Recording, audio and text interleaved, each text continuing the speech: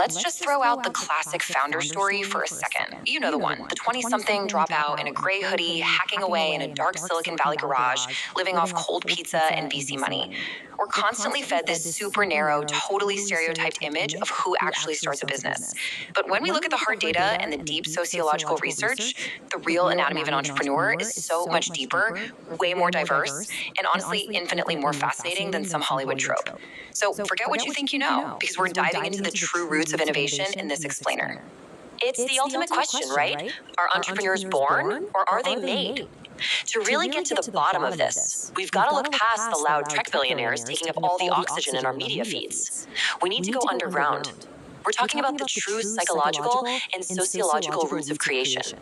What are the invisible forces, the immense pressures, the childhood experiences, the societal structures that push a totally normal person to ditch a safe, comfortable salary and take on, frankly, massive, life-altering risks? To understand this, let's rewind a bit. Before early economists like Joseph Schumpeter came along, business owners were kind of just viewed as managers. You know, people simply overseeing the routine, somewhat boring exchange of goods. But Schumpeter fundamentally flipped that paradigm. He didn't see founders as just shopkeepers. He saw them as the literal engines of economic progress. To him, the entrepreneur is the absolute cornerstone of capitalism. They're this vital, disruptive force of innovation that actively destroys old, inefficient ways of doing things, just to drag the entire global economy forward. So here's how we're going to break this whole massive topic down today. We'll start with the entrepreneurial mindset, then look at the forces shaping the founder, the 4 types of founders, how women are breaking business barriers, and finally, the impact beyond just profit. All right, let's jump right into part 1, the entrepreneurial mindset, or what we can call the internal engine. Every founder needs that internal engine to keep going. And at the very core of it is this psychological concept called the locus of control. Picture this, a highly anticipated product launch completely flops. Someone with an external locus of control is going to blame the economy, bad timing, or just plain terrible luck. They think outcomes are basically dictated by fate. But someone with an internal locus of control, they immediately look right in the mirror. They believe that failure was a direct result of their own strategy, which means their next success is completely within their own power to pull off. If you're going to survive the brutal, unpredictable storms of building a company from scratch, you absolutely need that deep-seated belief that you are the one commanding your own destiny. Now, here's where it gets really interesting. We usually assume a stable, highly privileged upbringing is the perfect recipe for business success, right? Well, the psychodynamic model flips that completely upside down. It turns out that profound early life challenges, we're talking the loss of parents, broken marriages, extreme poverty, or the massive trauma of being displaced as a refugee, can actually forge something incredibly powerful. It builds this innovative rebelliousness. When kids experience that kind of chaos or feel completely powerless, they often grow up deeply averse to traditional corporate structures. They aren't just starting a firm to get rich. They're doing it because they flat out refuse to ever be at the mercy of another boss, system, or landlord again. That trauma literally converts into an unshakable drive for absolute autonomy. But hey, psychology is only half the battle. That brings us to part 2, the forces shaping the founder, essentially the external environment. Think of society for a second, like this beautifully manicured walled garden. The people born perfectly integrated inside that garden, the insiders, are super comfortable. They follow the established, safe career paths, but then you have the marginal man. This is the outsider, the immigrant, or someone from a minority group who lives right on the edge of that wall. Because they aren't tied down by the garden's traditional values or accepted norms, they literally have a superpower. They can see the whole landscape. They spot market gaps and inefficiencies that the insiders are just way too comfortable to even notice. This is exactly why immigrants are historically vastly overrepresented in entrepreneurship. Their lack of traditional integration totally frees them up to take these wildly unconventional risks. And beyond those cultural walls, you've got pure economic forces at play too, specifically social mobility. Imagine society as a giant ladder. If climbing that ladder is entirely effortless, like if social mobility is way too flexible, brilliant, highly capable people are just going to take safe, high-paying corporate jobs. I mean, why risk bankruptcy when you can just coast as a well-paid executive, right? On the flip side, if the latter is totally broken and mobility is super rigid, nobody can even get the loans or resources to build anything at all. So society actually needs a Goldilocks zone, a perfect middle ground. You need just enough friction to make traditional paths frustrating, but enough opportunity to make building a new enterprise actually possible.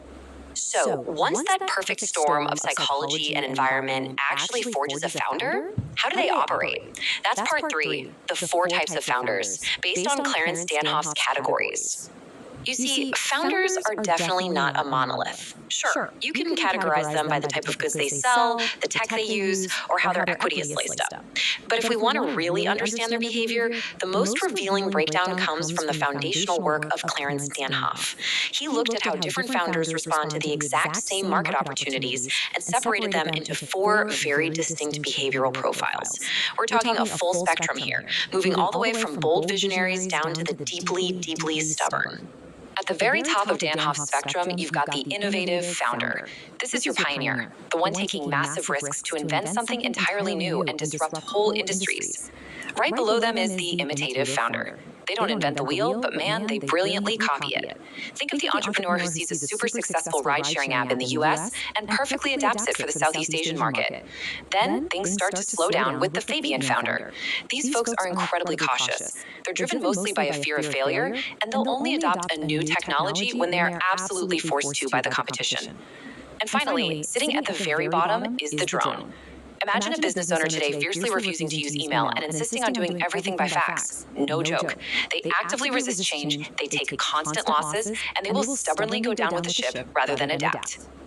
Now, while drive and adaptability dictate a lot of success, certain demographics face massive systemic roadblocks, regardless of their founder type. Let's look at part 4, women breaking business barriers and the systemic challenges in a male-dominated society. Let's really dig into the systemic hurdles faced by women entrepreneurs, especially in regions like India, though to be fair, these issues echo globally. And let's be clear, this isn't just a social injustice, it's a massive economic bottleneck. It starts with a simple, pretty brutal fact: a lack of collateral property. Because inheritance laws and societal norms often dictate that property stays in the names of men, women simply cannot secure traditional bank loans. And that triggers this devastating chain reaction. Unable to get fair financing, they're forced into this heavy overdependence on predatory middlemen just to access raw materials and markets.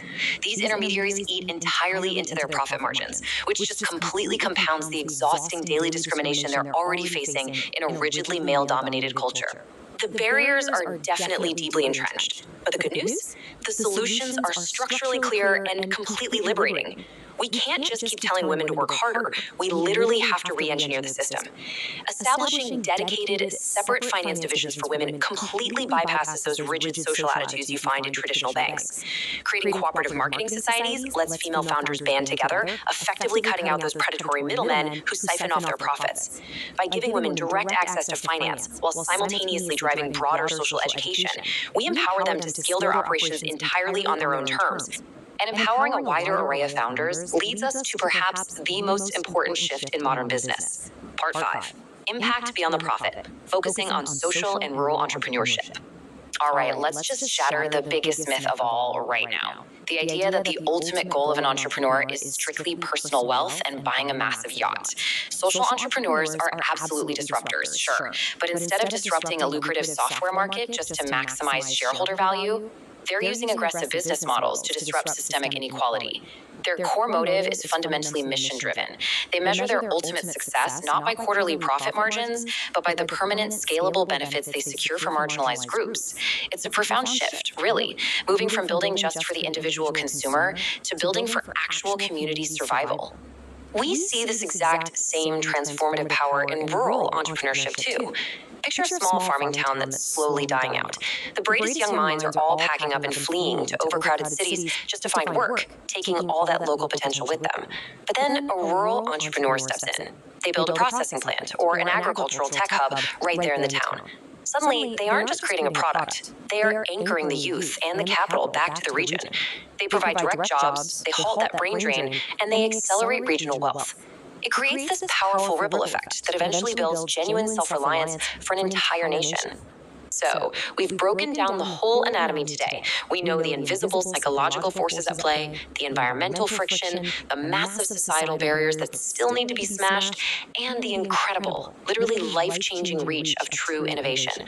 So, the only question left for us is this. Knowing what actually drives the entrepreneurial spirit, how will you use your own internal locus of control to change the world? Thanks for joining me for this explainer, and I really hope it sparks a little innovative rebelliousness in you today.